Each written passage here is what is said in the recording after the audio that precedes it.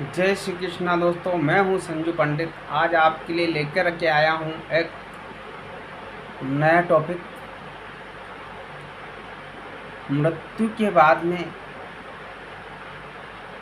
इंसान स्वर्ग में जाता है या नरक में जाता है, इसका पता हमें कैसे चलता है? क्योंकि हम सब तो यही मानते हैं कि स्वर्ग में गए, भगवान के घर गए, परिवार में है या कहीं भी किसी की मृत्यु हो जाती है तो हमारा मानना यही रहता है।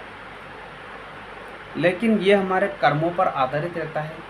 हमारे जैसे कर्म होते हैं उस हिसाब से हमारी मृत्यु होती है।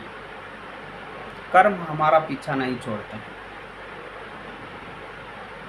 इसलिए गरुड़ पुराण के अंदर स्पष्ट कहा गया है कि अगर पुण्य आत्मा है तो धर्मराज की सभा में जाते हैं और पापी आत्मा है तो वो नरक में जाती है।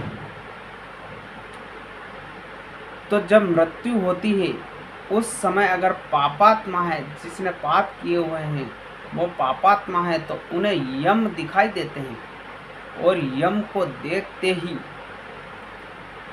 उस पापी की आत्मा उसको शरीर को छोड़ देती है। यानी कि यम कुछ भी नहीं करते, यम केवल दिखाई देते ही उस इतना भयंकर उन यम का शरीर रहता है कि उनको देखते ही वह पाप आत्मा डर के, यानी कि जब पाप आत्मा की मृत्यु होती है, जो पापी आत्मा होती है, उसकी आत्मा उसके शरीर से निकलती है तो एक साथ में 1000 बिच्छू डंक मारते हैं। इतना एक पल भर के लिए उस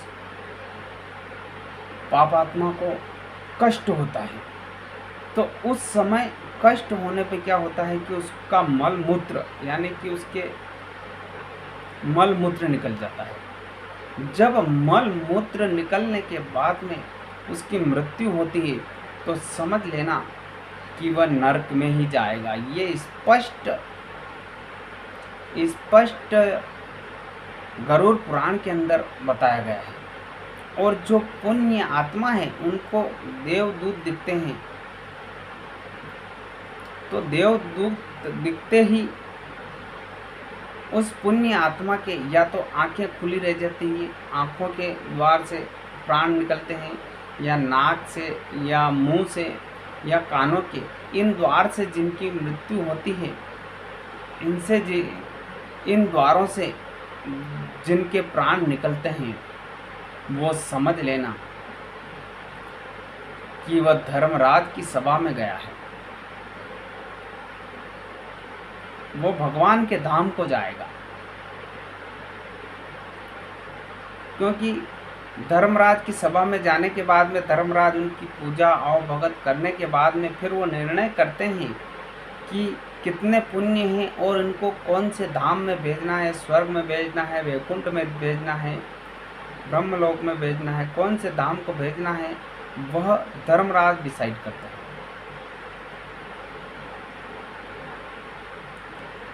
और जो पापात्मा है उसका भी डिसाइड धर्मराज ही करते हैं। लेकिन वह उस पापात्मा और धर्मराज को नहीं देख सकती, वह नरक में ही यमराज के पास में ही रहती है। इस प्रकार से हमें पता चल सकता है कि अगर किसके प्राण कौन से द्वार से निकले हैं, मुख से निकले हैं, नाक से निकले हैं, आंखें खुली रहकर निकले हैं, कानों के द्वार से निकले हैं, तो वह पुण्य आत्मा है, वो भगवान के धाम को जाएगी। और जिस पापी आत्मा मल मूत्र त्याग करके जिसकी मृत्यु होती है, समझ लेना कि वो नरक के द्वार में गया है, वो नरक में जाएगा, वो भारी पीड़ाएं भोगेगा। यह स्पष्ट गरुड़ पुराण के अंदर लिखा गया है।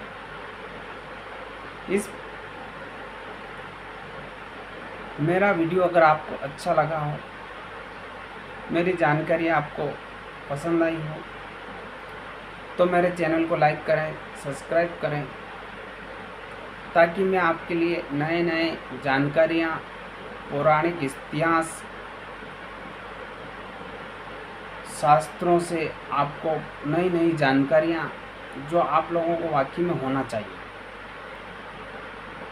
हमें हमारे इतिहास, हमारे बारे में, हमारे शास्त्रों के बारे में जानकारी अवश्य होना चाहिए।